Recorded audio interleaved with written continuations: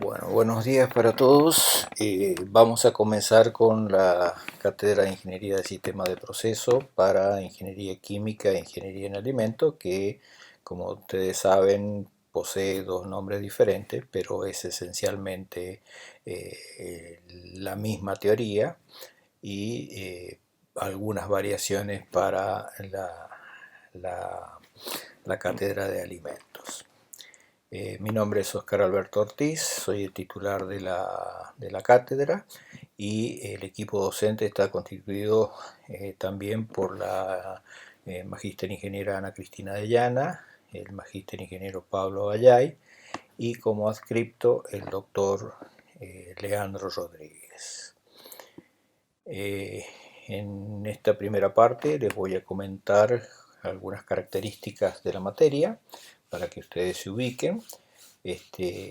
Y después vamos a continuar mirando o viendo lo que es la introducción a la ingeniería de procesos, la ingeniería de sistema de procesos, los conceptos básicos de diseño de procesos y de síntesis de procesos. Antes de eso vamos a ver cuáles son las características y las actividades y el grado de cumplimiento que se debería llevar adelante de la cátedra. Están, bueno, por un lado las clases teóricas, que como hemos dicho van a estar grabadas o serán dadas en vivo, todo dependerá de la disponibilidad.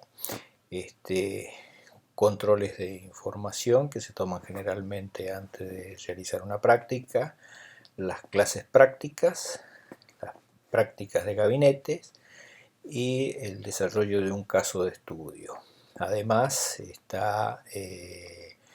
se toman dos parciales durante el transcurso del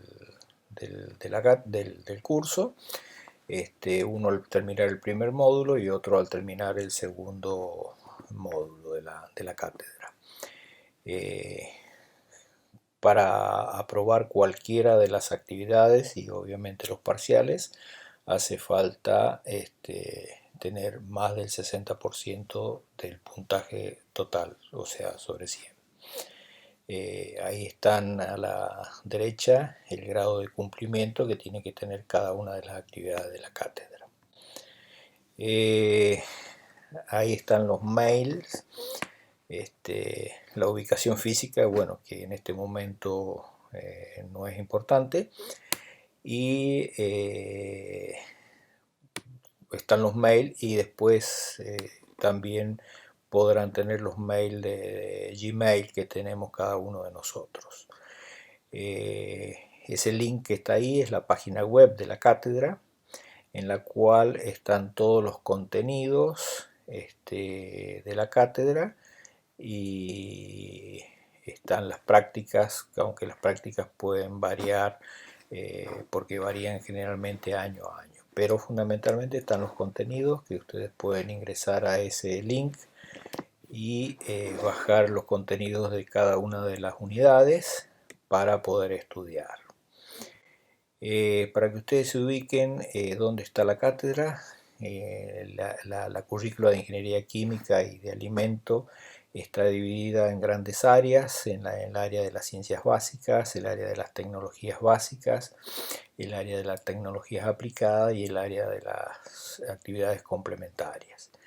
En cada área posee un determinado número de materias o de cátedras que son obviamente afines al tipo de áreas.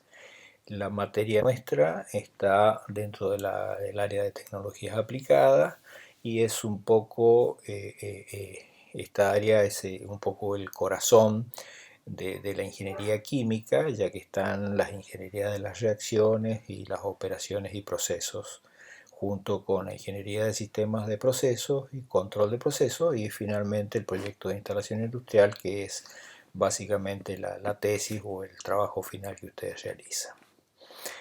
La materia está constituida por tres módulos. El primer módulo es un módulo de diseño de procesos y síntesis de procesos y conceptos generales de ingeniería de sistemas de proceso.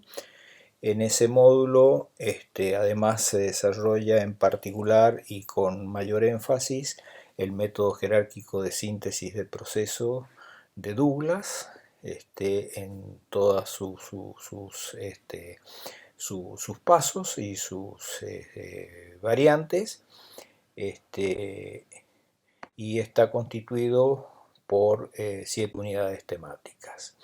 El segundo módulo es un módulo de simulación de procesos en estado estacionario, en el cual ustedes van a ver los conceptos básicos de lo que es la simulación, de lo que es la simulación de procesos, la simulación dinámica y la simulación estacionaria, y luego se van a enfocar sobre la simulación estacionaria de procesos, viendo los fundamentos de la simulación de procesos o de un flowsheet de proceso, y todos los métodos y teorías que hay detrás de un proceso de simulación, de un flowsheet de proceso. Además, van a trabajar con ejemplos y en la medida de lo posible, normalmente se hace, van a hacer prácticas con un simulador comercial, en este caso el ChemCAD, que es el que maneja en general la cátedra. Eso ya veremos cómo se puede hacer. Es muy difícil de hacerlo, ya que es muy difícil de instalarlo y hacerlo funcionar en muchas máquinas. Pero intentaremos al menos que ustedes conozcan el funcionamiento de un simulador comercial como ChemCAD. Obviamente hay muchos otros más, entre ellos los más importantes es HiSys, pero la idea es que ustedes conozcan qué es la simulación, para qué se usa la simulación, cómo se usa la simulación y una simulación real.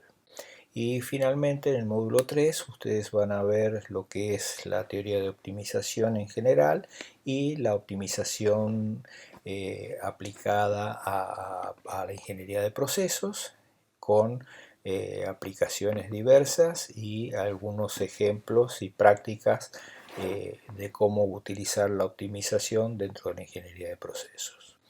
Las bibliografía está en esta diapositiva. Hay varios libros, la mayoría de ellos está en inglés. Los libros fundamentales o principales son el libro de Douglas, el cual trataremos de compartirlos con ustedes, ya que tenemos una versión electrónica. El libro de Seider y Lewin, y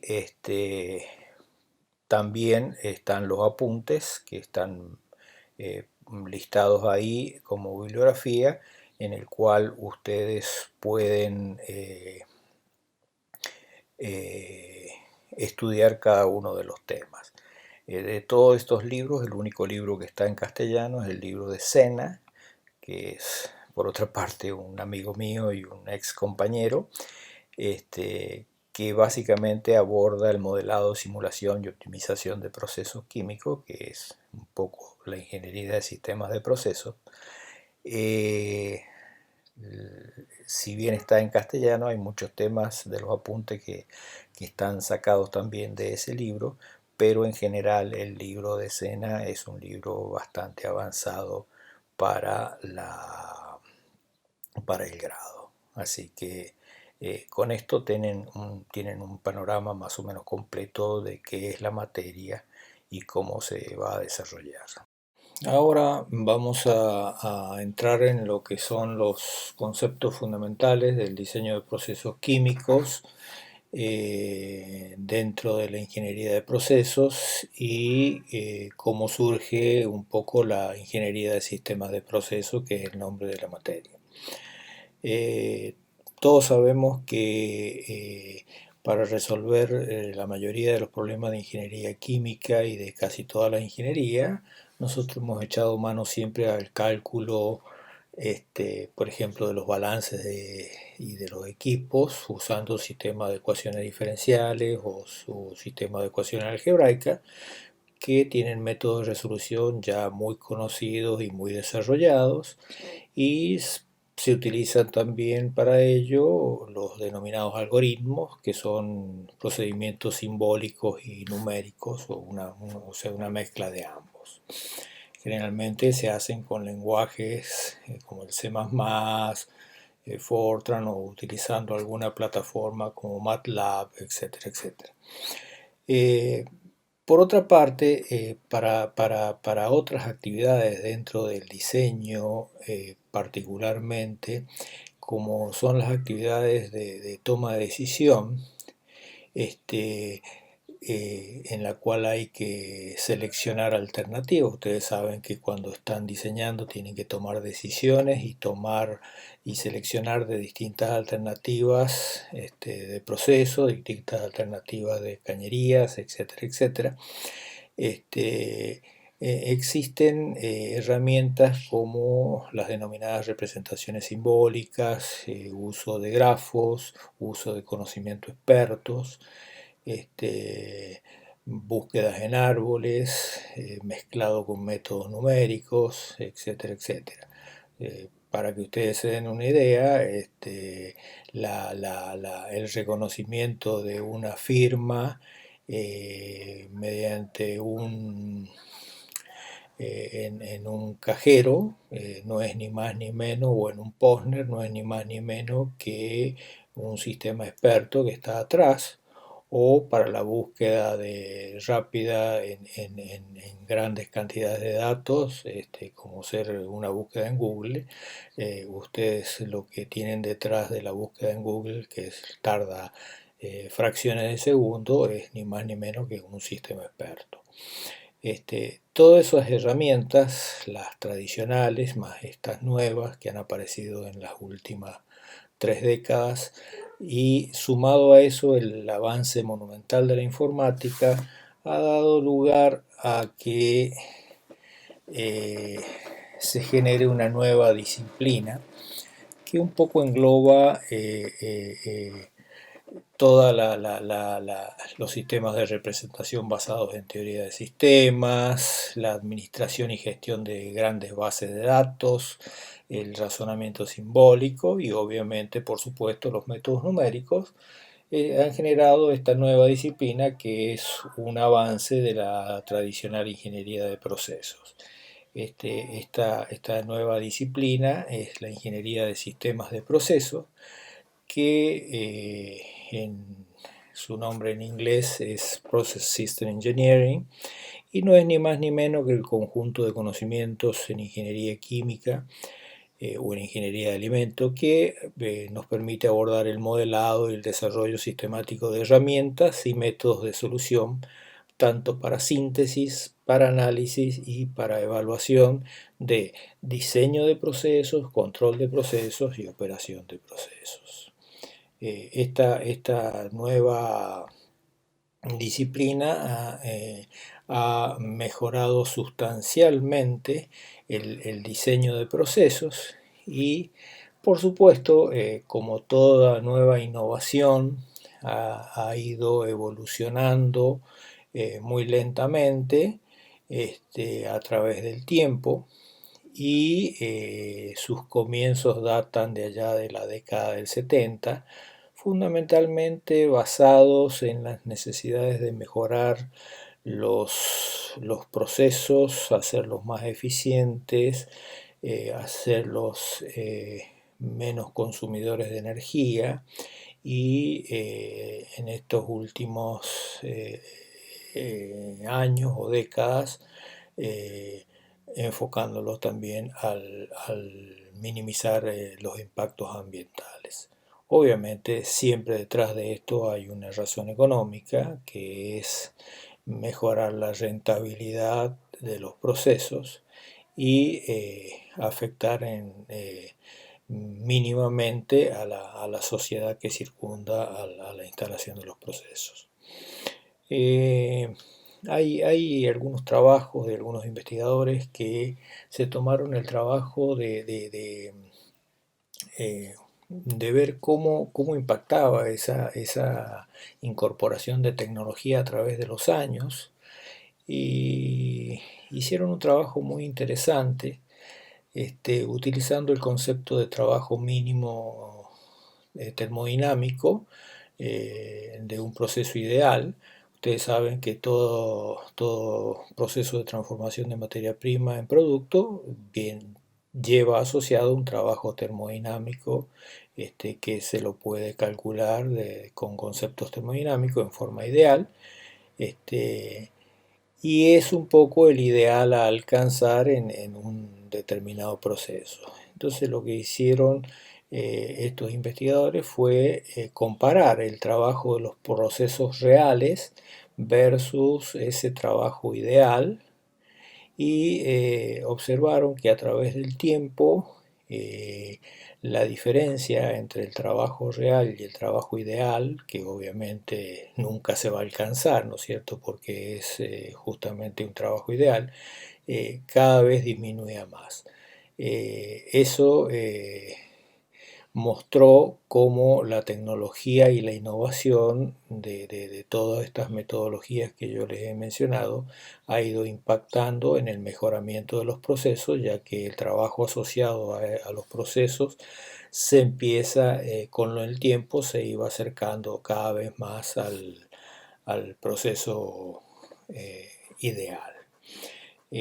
Como toda innovación, esa evolución responde a la denominada curva sigmoidea, que no es ni más ni menos que una curva que representa todos los procesos de evolución en las ciencias, la evolución de las tecnologías y en última instancia representa lo que se denomina la maduración del conocimiento. También se aplica a una gran cantidad de actividades de la vida diaria, como por ejemplo el simple hecho de que un bebé cómo aprende a hablar. O sea, la evolución del aprendizaje del habla en un bebé responde, fíjense si ustedes lo observan, a este tipo de curva, que es la curva sigmoidea, que tiene en el tiempo las abscisas, tiene la variable tiempo, y en la ordenada la eficiencia del proceso. Es una curva de tipo S, que al principio es de un crecimiento muy suave o llamada fase de nacimiento o de incubación de la tecnología. Luego tiene un proceso de crecimiento exponencial o explosivo y finalmente, después de un determinado tiempo, tiene una fase de amesetamiento o de maduración de la tecnología o de la innovación. Para que ustedes se den una idea, actualmente el desarrollo en las tecnologías de comunicación y en las ciencias informáticas, en las tecnologías, en las famosas TICs,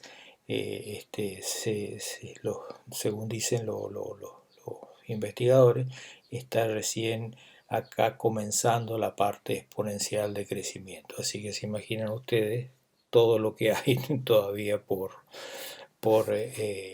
evolucionar en ese aspecto.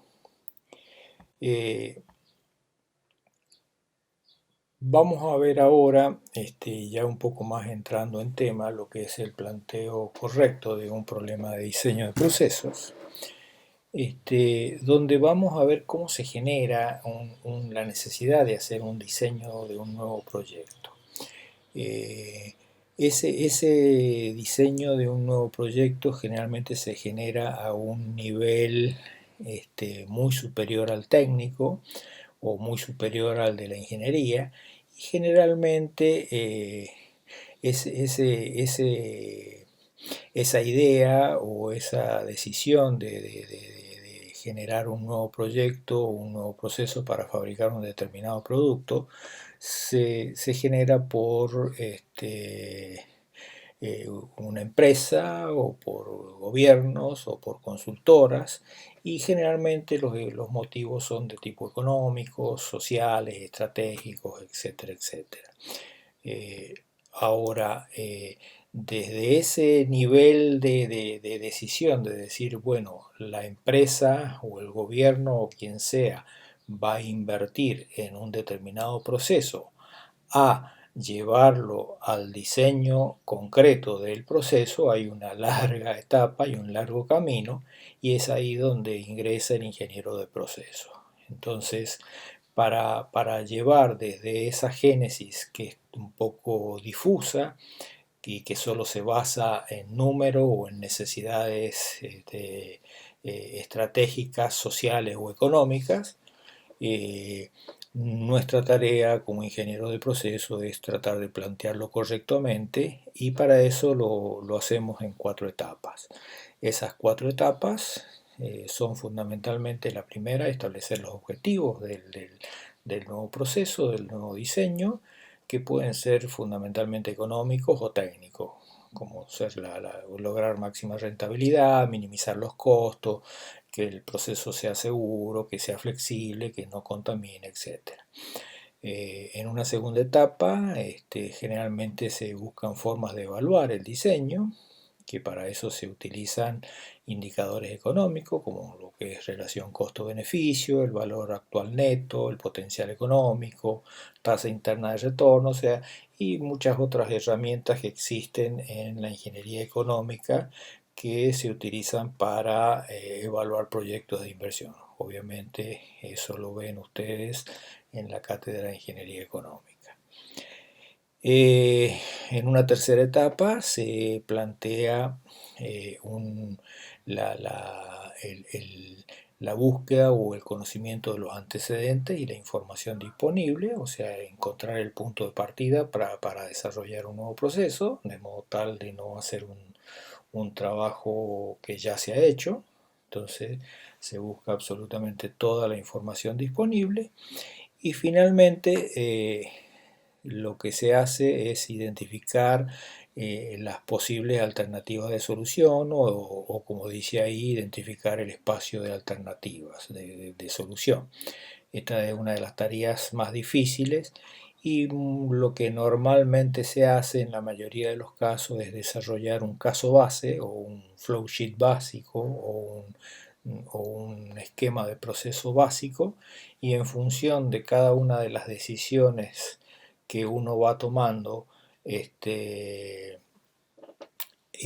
al seleccionar cada una de las etapas del proceso, ahí tenemos alguna idea de cuáles son las posibles alternativas, porque para tomar una decisión determinada siempre dejamos de lado algunas otras alternativas para cada etapa del proceso.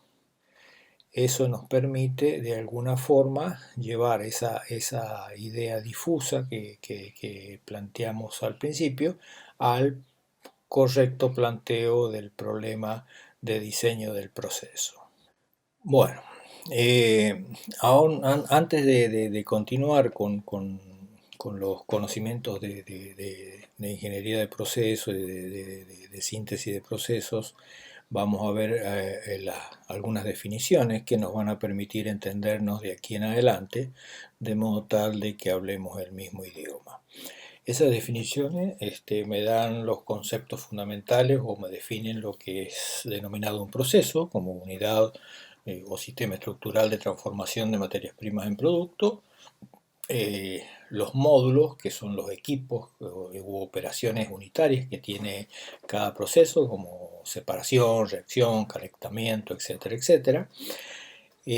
Un flow sheet es un esquema simbólico, un diagrama simbólico que lo que hace es visualizarme o permitirme visualizar los equipos, la corriente del proceso y la interconexión entre ellos. Esto también lo pueden encontrar cuando en los libros por ahí dice la topología del proceso. Cuando se habla de la topología del proceso se refiere fundamentalmente a este tipo de diagramas. Después están las variables estructurales, que son aquellas variables que me definen la interconexión entre los equipos entre sí, o sea, generalmente estas son variables de tipo enteras, generalmente binarias, y que me permiten decir en forma matemática si un equipo está conectado con otro o no está conectado. Las variables de operación, que son las que ustedes ya conocen, que son las condiciones operativas, que fundamentalmente de cada una de las corrientes que hay en el proceso o de los fluidos que circulan por las cañerías, para decirlo en forma más clara, como son la presión, la temperatura, el caudal, la composición, el estado de agregación. Y finalmente los denominados parámetros de diseño, que son ni más ni menos las especificaciones de cada uno de los equipos cuando uno los diseña. Eso lo deberían ustedes conocer fundamentalmente cuando han estudiado las operaciones unitarias, cómo se diseña todas y cada uno de los equipos de procesos. Generalmente son áreas, son volúmenes, son números de plato, etc. Obviamente los parámetros de diseño, una vez diseñado el proceso, quedan fijos y no se pueden tocar salvo que haya cambios en los equipos, y las variables de operación generalmente son, como ustedes saben, variables y están sujetas a variación de acuerdo a la forma en que opera el proceso.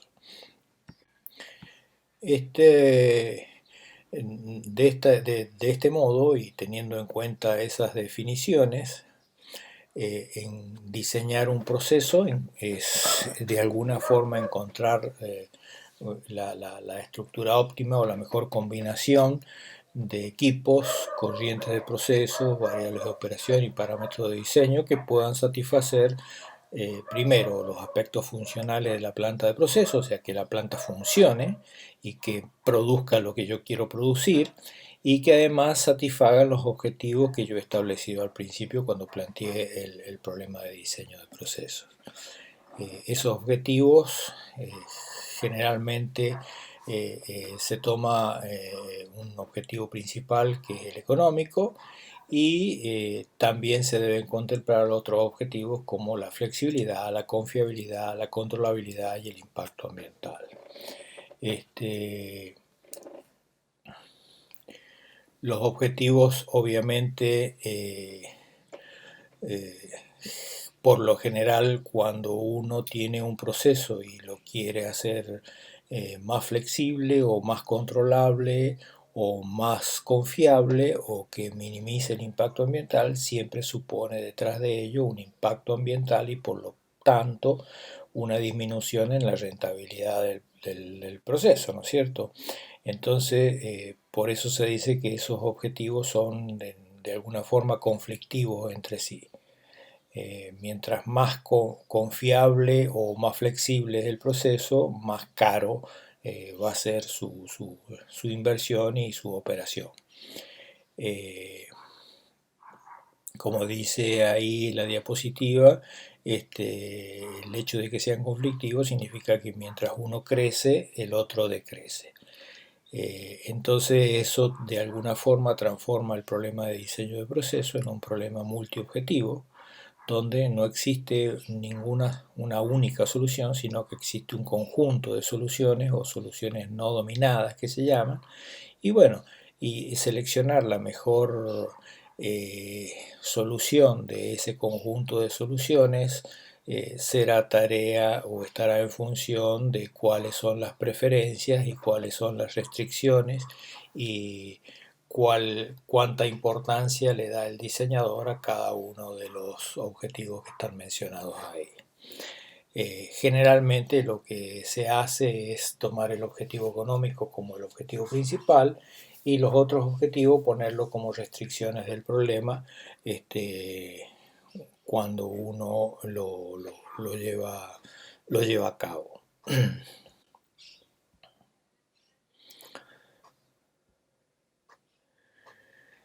Entre esos objetivos, uno de los de mayor desarrollo en las últimas 2 o 3 décadas ha sido el de protección del medio ambiente. Este objetivo es un objetivo que tiene cada vez más relevancia e importancia para la sociedad y ha sido motivo de una evolución muy rápida, si bien todavía no se logran los objetivos que se pretenden de tener procesos que no contaminen. Esto ha surgido fundamentalmente en los países desarrollados, donde la sociedad ha ido tomando conciencia en forma creciente del cuidado del medio ambiente y del daño que producen los procesos químicos y alimenticios en el medio ambiente. Esto ha dado lugar a que se generen nuevas regulaciones y por lo tanto esas regulaciones que son generadas por los organismos gubernamentales han generado mayor presión sobre las empresas y también sobre los gobiernos. Esas regulaciones por lo general suponen o requieren mayores inversiones, y se ha pasado un poco de tratar de no contaminar a eh, eh, o descontaminar cada vez más. Obviamente este tipo de actividades hace 50 años eran muy poco tenido en cuenta por las empresas y bueno, y el daño en el medio ambiente y en el ser humano ha sido realmente muy importante. Eh, Como dije, estas mayores inversiones lo que hacen es hacer que los costos de los productos sean más altos y por lo tanto generar lo que se denomina una pérdida de competitividad. Entonces esto, como se generó en los países centrales, después se ha ido difundiendo por presiones de los países centrales o más desarrollados hacia los países más periféricos para poder competir en igualdad de condiciones. De ahí surge que los países centrales y los organismos internacionales han generado mayor presión sobre los países periféricos y esto ha hecho que se modifique el paradigma relativo a la contaminación o descontaminación que existía en el planeta.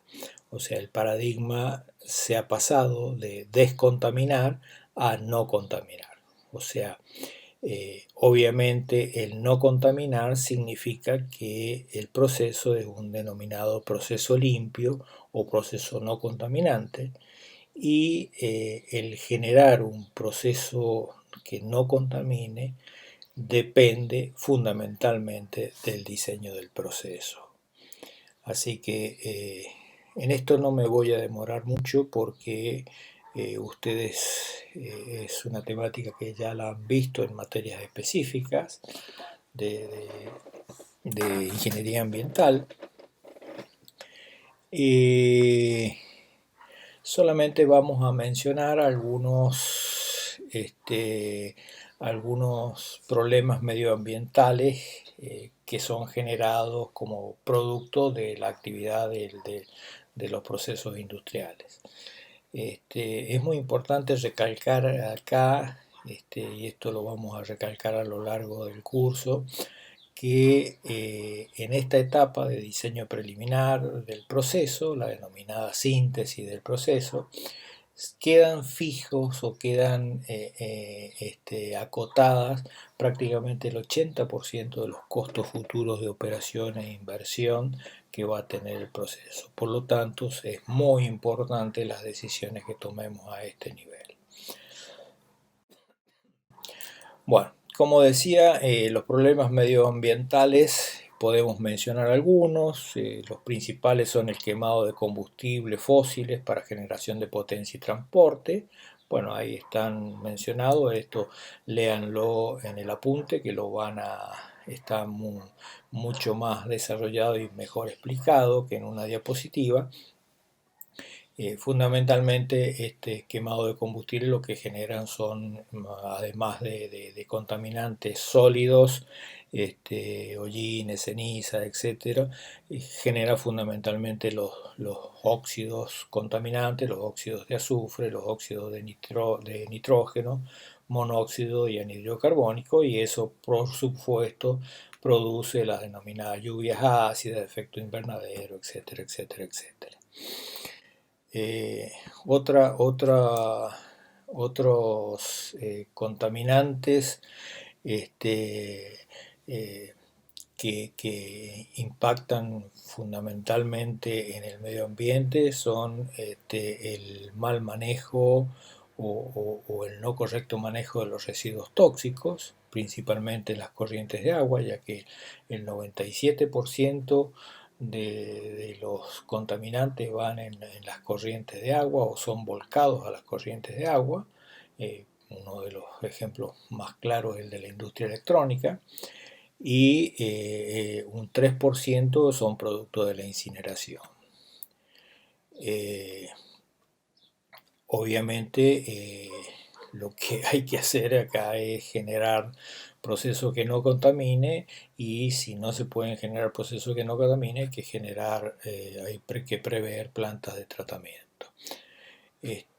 Otro tipo de combustibles productos de los procesos, otro tipo de contaminantes producto de los procesos son los denominados químicos bioacumulados, que son muchos aquellos de los que se utilizan como herbicidas, fungicidas, para los cultivos y también para muchos productos utilizados en la construcción. Hoy muchos de ellos ya han sido eliminados y actualmente están prohibidos. El ejemplo más claro es el DDT y los productos aromáticos en los solventes, como los solventes, que también muchos de ellos están prohibidos. Y también otra clase de productos que también son generados por la industria y que tienen un alto nivel de contaminación son los denominados minerales o metales tóxicos o metales pesados. Los principales son el plomo, el mercurio, el asbesto y el cadmio. Ustedes saben que el plomo, el mercurio y el asbesto ha sido ampliamente utilizado en los últimos 70, 80 años, y actualmente ya cada vez se utilizan menos en muchos productos, ya sea en las pinturas, en las baterías, como elevadores de octano, en medicina y en materiales aislantes. Fíjense ustedes que el asbesto es un drama actualmente, porque todas las construcciones antiguas se utilizaba como aislante asbesto. Bueno, hoy en día está absolutamente prohibido su uso y está reemplazado por productos que no son tóxicos. ¿Qué queda como corolario de todo esto? Que eh, en la medida que nosotros conozcamos cuáles son los contaminantes y cuál es el efecto de la contaminación, va a aumentar el conocimiento sobre los efectos tóxicos de estos contaminantes, y obviamente va a aumentar la regulación o las prohibiciones que hay, o las leyes que regulan el uso eh, de estos tipos de contaminantes. Eh, Como corolario final, el objetivo de esto es evitar el generarlos, evitar el uso o evitar la producción de este tipo de contaminantes, y para ello lo que uno debe hacer es generar o producir o diseñar procesos que no sean contaminantes. Esto, vuelvo a repetirlo, tiene una importancia muy grande, ya sea en el diseño de nuevos procesos o en el mejoramiento o reingeniería de procesos existentes. Estos factores medioambientales que uno debe tener en cuenta en la etapa preliminar de diseño, vamos a mencionar algunos nada más, pero son muy importantes, ya que van a permitir, marcan la diferencia entre un proceso que contamina y un proceso que no contamina. Uno de los principales factores que uno debe tener en cuenta a la hora de diseñar un proceso es si el sistema reaccionante que estamos considerando para diseñar un proceso me genera subproductos que son contaminantes o que son de alta toxicidad. Lo que tenemos que hacer es buscar nuevos caminos de reacción o explorar otros caminos de reacción para producir el mismo producto con la misma materia o alternativamente buscar otra materia prima. Para ello debemos conocer la toxicidad o el nivel de toxicidad que tienen todos y cada uno de los productos y subproductos que tiene el proceso, y para ello nos valemos tanto de ensayos de laboratorio como de manuales donde está tipificada y catalogada la toxicidad de cada uno de los compuestos que existen en la actualidad. Eh, Otra actividad que se puede tener en cuenta, otro ítem que se puede tener en cuenta en la etapa de diseño preliminar del proceso es contemplar lo que se denomina reducción y reuso de residuos. ¿Qué significa esto? Esto significa ni más ni menos que tratar de contemplar un mercado, si existe un mercado para los desechos que nosotros vamos a producir, de modo tal que se puedan reciclar, analizar la vida útil de los productos y subproductos para generar su posterior reciclo,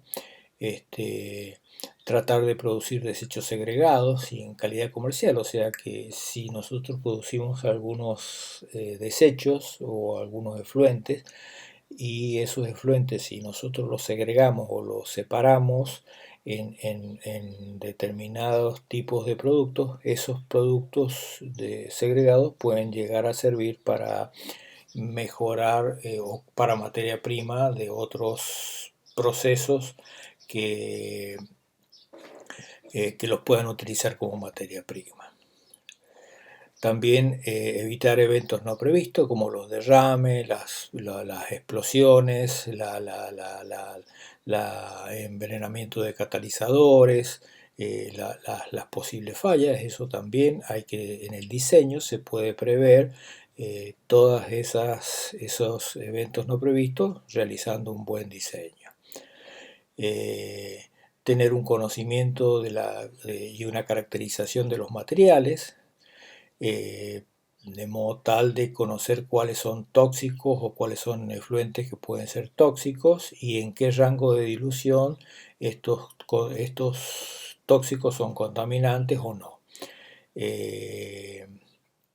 Tratar en la medida de lo posible que la materia prima de nuestro proceso sea el desecho o un subproducto de otras plantas, lo cual hace que tengamos una buena disponibilidad para el diseño de nuestro proceso y estamos aprovechando un efluente de otra planta. Si lo planteamos como un problema de diseño mediante optimización, lo podemos utilizar todos estos condicionantes, formulando correctamente los objetivos de optimización, incluyendo la polución en la medida de la rentabilidad, que obviamente es muy difícil, pero algunas veces se puede hacer. Y si no, utilizarlo, como decía antes yo, como restricciones en el problema de optimización. Obviamente esto es muy difícil de hacer porque ya vamos a ver más adelante que la solución de un problema de diseño de proceso mediante optimización todavía está muy lejos de ser aplicable. Finalmente, también tenemos que prestar muchísima atención a las regulaciones, o sea, todas las regulaciones que existen, ya sea en el municipio, en la provincia o en la ciudad o en el país donde vamos a instalar la planta nuestra, de manera tal de respetar todas las restricciones que imponen las leyes denominadas leyes ambientales. Eh, este, y obviamente tener muchísimo cuidado con aspectos de seguridad para evitar posibles fuentes de polución por fallas de seguridad. También hay que tener en cuenta los denominados costos intangibles, que son los costos penales y de responsabilidad civil por incumplimiento de las regulaciones. También ese es un tema que hay que tenerlo muy en cuenta a la hora de diseñar un proceso, ya que el no cumplir esas regulaciones nos puede generar grandes pérdidas económicas y además el, el- el- la, la condena social del lugar o del ambiente donde está instalada la futura planta de- de producción. Eh, También es importante conocer las propiedades de los efluentes diluidos, porque eso nos permite saber hasta qué punto los efluentes y en qué dilución contaminan y en qué dilución no contaminan. Eso nos va a permitir, en la medida de que no podamos evitar generar efluentes, generarlos en determinadas diluciones que no sean contaminantes, y además el conocimiento de esos propiedades de efluentes diluidos nos permitirá colaborar y ayudar con las autoridades gubernamentales para mejorar las normas o las leyes que regulan el tema medioambiental. Y finalmente el tema de los electrolitos, conocer si tenemos que trabajar con electrolitos en nuestro proceso, saber muy bien cuáles son los efectos contaminantes que pueden tener los electrolitos una vez que se disocian o que ionizan.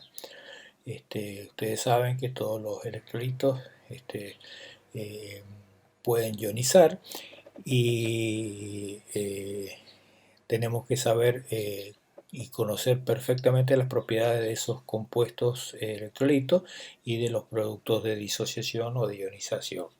En qué medida son contaminantes o no son contaminantes. Bueno, hasta aquí llegamos con esto, luego continuamos. Vamos a continuar, vamos a ver ahora el modelo matemático del problema. O sea, cómo se plantea matemáticamente como un problema de optimización el diseño completo de un proceso. Eh, Esto se plantea como un problema de optimización en la cual, como dice ahí, se optimiza un conjunto de funciones f1 hasta fn, sujeto a un conjunto de restricciones h de x igual 0 y g de x igual 0, en donde las f1 hasta fn son las funciones objetivos a optimizar, que se puede ser maximizar o minimizar. Estas obviamente son las funciones que hemos charlado previamente, las funciones económicas y las funciones técnicas. Las h de x son las restricciones del problema de optimización y corresponden a los balances de masa y energía generalmente. Y las g de x son restricciones de operación factible, composiciones, temperaturas positivas, restricciones de procesos, regulaciones ambientales, etcétera, etcétera. Obviamente acá en la g de x es donde se ponen muchas veces las restricciones que no se pueden utilizar como funciones. Y x es el vector de variables que incluye las variables de operación, las variables de diseño y las variables estructurales que hemos visto anteriormente. El problema así planteado, como ustedes ven, es multiobjetivo y si uno pudiera plantear toda la función objetivo como una sola función, o sea, englobar en una sola función objetivo a todas las funciones, esa f1 hasta fn, esto sería extraordinario porque nos permitiría reducir la complejidad del problema. Generalmente lo que se hace es reducir o simplificar el problema usando una sola función objetivo, porque es una medida económica, y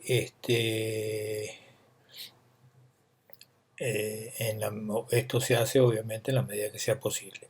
Las variables estructurales generalmente son enteras, como dije, son binarias, 0, 1. Las variables de diseño y operación generalmente son enteras y reales. y las funciones objetivo y las restricciones por lo general en ingeniería química y en ingeniería de alimentos son fuertemente no lineales porque son los balances de masa y energía, y ustedes saben que las ecuaciones que intervienen en los balances de masa y energía de los equipos, de la mayoría de los equipos en ingeniería química son fuertemente no lineales. Y además, y por último, y para complejizar un poco más el problema, las variables de operación pueden ser aleatorias o inciertas y están sujetas a un rango de variación que es lo que ocurre en la realidad de los procesos. Como conclusión, el diseño completo de un problema de optimización para diseñar un proceso químico o de alimentos mediante el uso de optimización es un problema de optimización multiobjetivo mixto entero no lineal bajo incertidumbre. O sea, es el problema más complejo que existe dentro de la teoría de optimización, y su solución por ahora es prácticamente imposible. Se han hecho algunos avances por resolverlo y se han logrado algunos éxitos en problemas pequeños, pero hasta el momento no existe una herramienta que sea válida para todo tipo de procesos. Finalmente, si bien se está avanzando muchísimo, lo que se advierte es que con el tiempo se va a llegar a soluciones que sean una combinación de herramientas de optimización y herramientas de inteligencia artificial como los sistemas de expertos. Una combinación de ambos será en el futuro probablemente una herramienta válida para solucionar cualquier problema de diseño de proceso. Veamos ahora un poco cuáles son las etapas en el diseño del proceso. Esto generalmente, y acá entramos ya en la parte de sistemas, que dado que el problema es muy complejo y es muy grande, generalmente se aborda desde ya hace bastante tiempo con la metodología de resolución de problemas de la teoría del sistema. Por eso es que las materias o la cátedra se llama Ingeniería de Sistemas de Procesos. En este contexto de la ingeniería de sistema, los pasos a seguir o las etapas a seguir en el diseño de un proceso empieza con la definición del problema, el conocimiento, acotación, definición y exhaustivo conocimiento del problema, luego la definición de los objetivos y criterios con que se los va a cuantificar, luego la síntesis del sistema, o sea, la génesis de todas las alternativas de solución, o sea, todas las posibles alternativas de solución, y finalmente el análisis y reducción del espacio de alternativas. El análisis no es ni más ni menos que ver cómo se comporta cada una de las soluciones en determinadas circunstancias. Esto nos va a permitir de alguna forma quedarnos con las que son mejores o son más eficientes. Dentro de este contexto en particular, la síntesis, que es una de las etapas más complejas, es la primera etapa y además es la más compleja porque es la menos desarrollada, involucra la toma de decisiones en dos espacios diferentes. Por un lado, el espacio de las alternativas estructurales o de la topología y de las interconexiones entre las unidades, y por el otro lado, en el espacio, los diseños alternativos para cada una de las unidades de operación que tiene el proceso, el flowsheet del proceso. ¿Me entienden? La etapa de análisis o simulación es una etapa un poco más sencilla, ya que evalúa la performance de cada alternativa y reduce el espacio de alternativas a las posibles desde el punto de vista técnico. Y finalmente, una vez reducido el espacio de soluciones o de las alternativas posibles de solución al problema, lo que se hace es llevar adelante una optimización que nos permite seleccionar la mejor alternativa entre todas las posibles. En forma resumida, la tarea del diseño lo que involucra es un lazo iterativo o un ciclo iterativo que comienza con la síntesis, posteriormente el análisis o simulación del proceso, de las alternativas de proceso, seguido por una evaluación de las mismas y luego un proceso de optimización. Esto es un ciclo y no es una línea o una secuencia por la sencilla razón de que eh, muchas veces las decisiones o los cálculos que hacemos en las distintas etapas del ciclo nos llevan a tener que revisar decisiones o cálculos anteriores de modo tal de poder en algún momento cerrar el ciclo con la obtención de un diseño que sea técnicamente factible, muy eficiente y al más bajo costo posible. Veamos ahora entonces que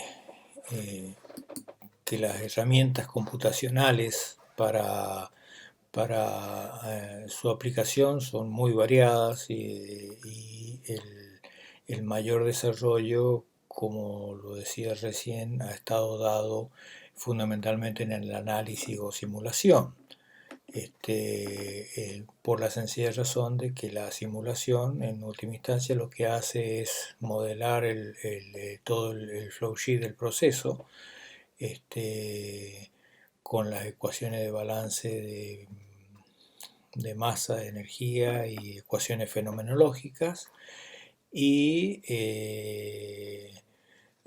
resolver el sistema de ecuaciones. Esto es básicamente la simulación, o sea, se supone que cuando uno hace la simulación es porque ya tiene definido las variables de diseño y las variables de operación del proceso. Entonces, lo que se hace en la simulación es, conocidas las entradas y conocido el proceso, se resuelve el sistema de ecuación, que es el modelo del proceso, y nos da la salida del proceso. Obviamente, por ahora la integración de todas las etapas, tanto la síntesis, el análisis como la optimización en una sola herramienta, es por ahora una utopía y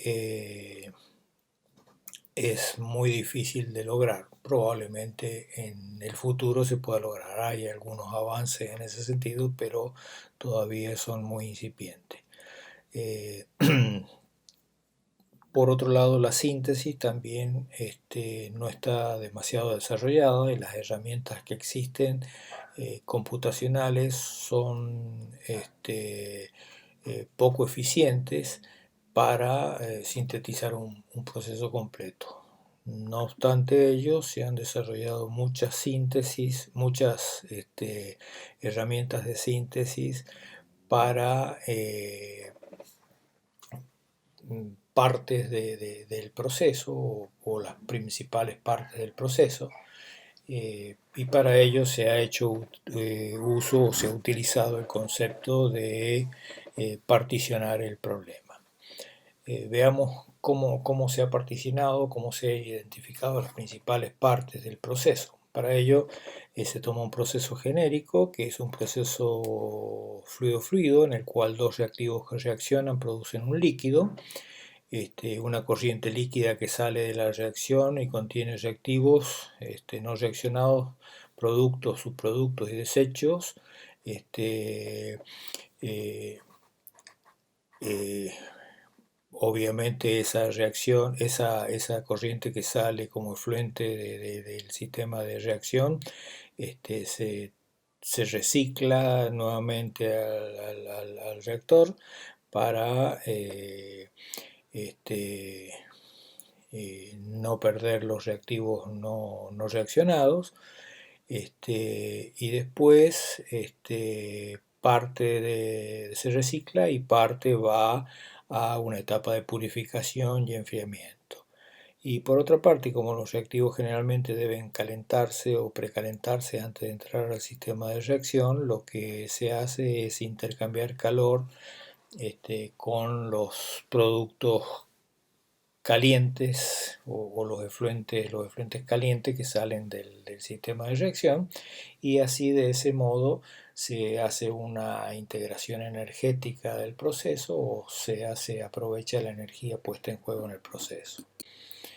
en este esquema se ve lo que acabo de mencionar, y lo que me interesa fundamentalmente acá es que ustedes puedan distinguir que hay prácticamente o fundamentalmente tres secciones muy bien diferenciadas en todo proceso, que es un sistema de reacción, o sistema de reactores, o sistema, o donde está el sistema reaccionante, un sistema de separación y un sistema de intercambio calórico.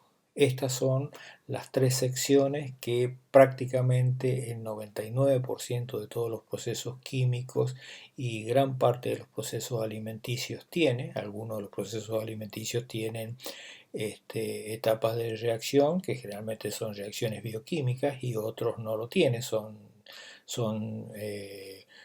operaciones físicas solamente, y no químicas.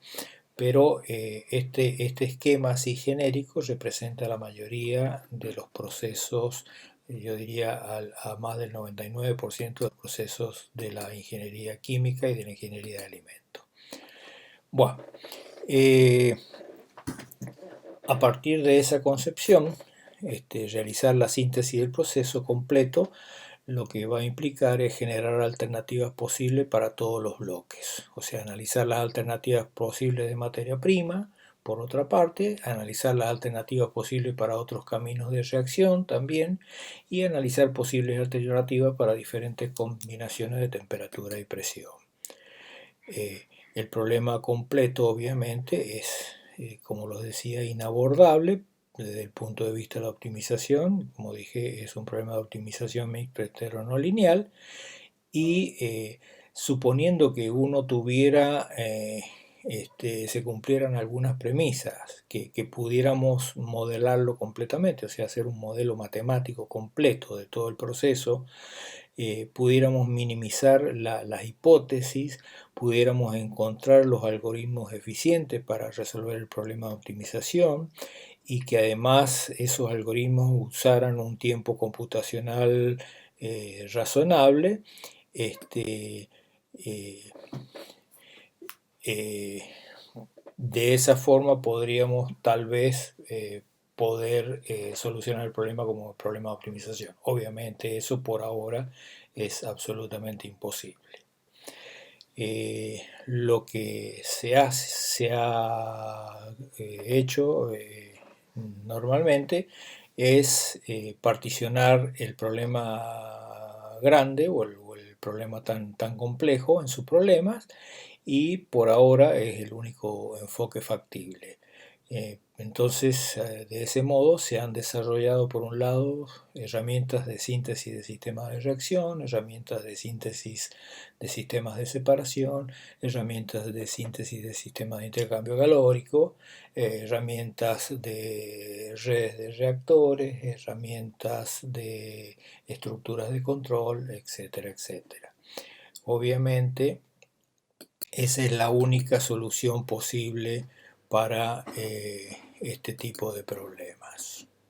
Bueno, nos concentramos ahora en la tarea, un poco más en la tarea de síntesis de proceso, que no es ni más ni menos, como ya lo hemos dicho, pero es un poco la tarea de inventar la estructura y determinar las condiciones operativas de un proceso. Eso en última instancia es la síntesis. ¿Cuál es la importancia de la síntesis de proceso? Y la importancia de la síntesis de proceso está dada en que entre el 1 y el 3% de las ideas, productos nuevos y proyectos llega a concretarse.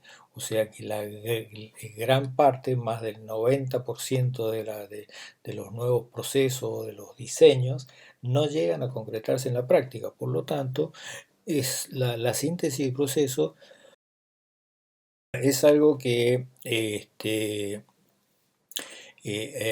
tiene que realizarse en forma rápida, en forma segura y en forma al mínimo costo. Obviamente asociada a la síntesis de procesos o al diseño preliminar de los procesos, hay una gran tarea de ingeniería y hay un costo de ingeniería que es muy alto.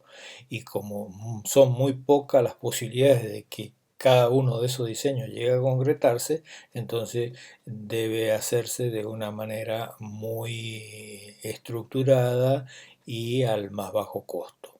Fíjense ustedes que por lo general para un proceso de tamaño mediano, al seleccionar un flowsheet o el mejor flowsheet se pueden llegar a descartar hasta 10 a la 10 alternativas. Ahí dice 10, pero en realidad es 10 a la 10 alternativas. O sea, esa es la cantidad de soluciones posible para un flowsheet o un diagrama de flujo de un proceso de mediana envergadura. Y además que, y fundamentalmente como ya lo dijimos anteriormente, en esta etapa quedan fijados la mayoría de los costos, o sea, más del 80% de los costos futuros de inversión y operación de la planta. O sea que más vale que lo hagamos bien y que lo hagamos en forma segura, de modo tal que si esto llega a concretarse, queden fijados esos costos, no sean exorbitantes y no traigan aparejados problemas en la inversión y en la futura operación de la planta de proceso. Las etapas principales de la síntesis son estas que se muestran acá, que no son ni más ni menos que similares a las que hemos mencionado ya. La primera etapa es la búsqueda y recopilación de información, que puede ser a partir de abstracts, de patentes, de journals, de consultoras, de enciclopedias. Muchas veces hay consultoras que se dedican exclusivamente a esto, a recopilar toda la información disponible sobre un determinado proceso. En una segunda etapa está lo que se denomina representación de alternativa, que están ligadas al método de generación y búsqueda. Para esto se utilizan sistemas de representación simplificados. Obviamente no es que vamos a representar todos y cada uno de los flowsheets que pueden llegar a ser la solución del problema. Lo que se hace es utilizar formas simplificadas que ya la vamos a ver en su momento cuando veamos la síntesis de sistemas de separación o la síntesis de redes de intercambio. Se utilizan muchas veces diagramas o tipos de operaciones como reacción, separación, etcétera, diagramas de temperatura entalpía, diagramas ternarios, etcétera. Ese tipo de representaciones son las que se utilizan muchas veces para la representación de alternativas, y de ese modo se pueden generar las distintas alternativas. Ya lo vamos a ver un poco más en detalle cuando lleguemos a ese punto. Luego se fijan los criterios de evaluación, que como ya lo hemos visto son generalmente económicos, como el TIR, el BAN, el potencial económico, y también aquellos objetivos de tipo técnicos o sociales, como la contaminación ambiental, la seguridad, que un poco mide la posibilidad de incendios, explosiones, derrames, etc. La flexibilidad, que es un poco una medida de la capacidad de operar en diferentes estados, estacionarios factibles, y la controlabilidad, que es la capacidad de operar en estados transientes y cuál es el grado de recuperación. Eso nos da una idea la controlabilidad del proceso. Obviamente los criterios deben ser fáciles de medir y con poca información, porque, como lo vuelvo a repetir, la información no es abundante en esta etapa y se debe hacer en forma confiable y rápida, y además con poca información. Y por último, la generación y selección de alternativas, que es un poco encontrar de todas las alternativas, ir seleccionando las alternativas factibles, y esto está muy ligado al método de representación que hemos usado. Por ejemplo, La más sencilla de todas es la enumeración total del espacio. ¿Qué significa enumeración total del espacio? O sea, es generar todas y cada una de las alternativas posibles. Obviamente que cuando el problema es muy, muy, muy pequeño, eso se puede hacer sin ningún problema. Ahora, cuando el problema es muy grande o muy amplio, es absolutamente imposible hacerlo. Y después hay diversas técnicas como son las búsquedas en árboles, métodos de búsqueda como el depth first, el breadth first, etcétera, que son métodos de búsqueda en árbol que utilizan herramientas de representación usando grafos.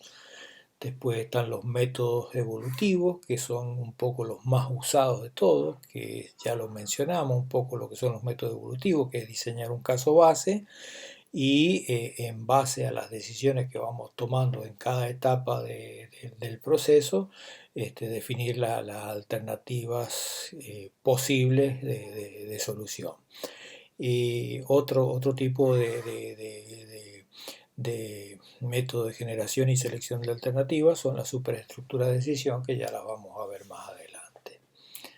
Existen, obviamente estas no son las únicas, son algunas de ellas y ya vamos a ver este, eh, cuáles son en el momento que lleguemos a ese punto.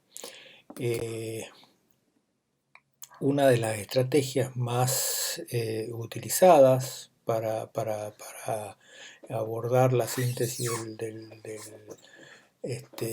del problema de diseño preliminar o para abordar la síntesis de procesos es la estrategia de composición del problema en su problema, ya lo hemos dicho esto, que es básicamente a partir del problema particionarlo en subproblemas, después solucionar eh, el diseño de los subproblemas y después componer la solución global para obtener el diseño de todo el proceso. Eh, en estos, dentro de esta concepción está lo que hemos llamado o lo que se llama el método jerárquico de Douglas, que lo que hace es descomponer el problema en subproblemas y establecer una jerarquía de decisiones. Esa jerarquía de decisiones es la decisión, abordar primero si el proceso es batch o es continuo, después abordar la estructura de entrada-salida, después la estructura de reciclo, la estructura de separación y la estructura de intercambio calórico, en ese orden y en esa jerarquía. Por eso es que se llama método jerárquico de Douglas. Este método es uno de los métodos más difundidos en el mundo y ya tiene muchos años. Si bien han aparecido muchos otros métodos, este es uno de los más didácticos y además es uno de los más usados para la enseñanza del diseño de procesos en muchas universidades del mundo. Yo diría que en la gran mayoría de las universidades del mundo se utiliza para la enseñanza del diseño de proceso el método jerárquico de Douglas. Este método fue originalmente desarrollado por este investigador, por Douglas, allá a fines del principio de los 90, fines de los 80, y fue desarrollado fundamentalmente para procesos fluido-fluido y posteriormente ha sido extendido a procesos batch y procesos sólido-líquido. Lamentablemente este investigador escribió un solo libro y bueno, ya ha fallecido, y los discípulos no han continuado con ampliar ese libro, sino que han ampliado a través de trabajos de investigación múltiples aplicaciones. Si ustedes lo googlean al método jerárquico de Douglas, van a ver que hay miles y miles de sitios de trabajos donde aparece el método jerárquico de Douglas. Otro método que también utiliza la estrategia de descomposición del problema en su problema es el método de la cebolla o el método Onion, ya que asocia el diseño de proceso o las etapas del diseño de proceso a las capas de una cebolla. Por eso se le llama método de la cebolla o método Onion. Este, Comienza desde el núcleo de la cebolla o desde el centro de la cebolla hacia afuera y comienza con la síntesis de caminos de reacción, y además incorpora los sistemas auxiliares y las estructuras de control. Este, También incorpora en forma explícita las interacciones entre las estructuras, que esta es una pequeña diferencia que tiene con el método de Douglas. Y bueno, como siempre en esto pasa en la investigación, hay discusiones sobre si es más conveniente uno con el otro. De todas maneras, el método de Douglas es muchísimo más difundido y ha tenido mucha mayor aceptación para la enseñanza de la ingeniería de procesos en el mundo. Ahí pueden ver una representación simbólica de lo que es el método, como si fuera una cebolla, la capa de una cebolla, y que comienza desde el centro hacia la periferia, y las flechas que están a ambos costados significa que tienen en cuenta la interacción de todas y cada una de las etapas de la síntesis entre sí. Y finalmente está el método de Radpower y Sirola, o método de los estados, que es también otra forma de descomponer el problema o particionar el problema y solucionarlo. Y este método también ha tenido una gran preponderancia y ha sido bastante utilizado en la enseñanza de la ingeniería de procesos o el diseño de procesos. Básicamente el libro de Seider y Lewin utiliza como base del diseño de proceso este método. Este método lo que hace es establecer los estados de los productos químicos que participan en el proceso, entendiendo por estado lo que es la masa, la composición, la fase, la forma de partícula o distribución de tamaño, la temperatura y la presión de todos y cada uno de los compuestos. Define también las operaciones básicas de proceso, que son ni más ni menos que las operaciones unitarias que ustedes han estudiado ya y han visto, que son la reacción química, separación de compuestos químicos, separación de fases, cambios de temperaturas, cambios de presión, cambios de fase, mezclado, división de corriente. Luego, lo que hace mediante la asignación de operaciones básicas de proceso, va transformando secuencialmente el estado de las materias primas en el estado de los productos, eliminando sucesivas diferencias de estado. O sea, las etapas de síntesis y asignación de operaciones básicas, para que ustedes tengan una idea cómo opera el método, se pueden ver en esta tabla siguiente, en la cual si uno tiene que eliminar diferencias en tipos moleculares, corresponde asignar una reacción química. Si uno tiene que distribuir los compuestos uniendo fuentes y destinos, lo que tiene que hacer es un mezclado o una división, que se puede hacer mediante una operación utilizando válvulas, ¿sí? Si uno tiene que eliminar diferencias de composición para pasar de un estado a otro, lo que tiene que hacer es utilizar un método de separación. Si uno quiere eliminar diferencias de temperatura, presión y fase, lo que debe hacer es utilizar operaciones de cambio de temperatura, presión y fase, como pueden ser los intercambiadores de calor, las bombas, los compresores, condensadores, etcétera, etcétera. Y finalmente, una vez que va ido asignando todas las operaciones unitarias o operaciones básicas de la ingeniería, lo que hace es integrar esas tareas combinando operaciones, tratándola de combinarlas en operaciones de proceso. Este método obviamente tiene también sus defensores y sus detractores, ¿no es cierto? Pero también es un método bastante utilizado y es bastante útil si alguno quiere ponerse en algún momento a estudiarlo en forma detenida, lo puede ver en el libro de Sider y Lewin.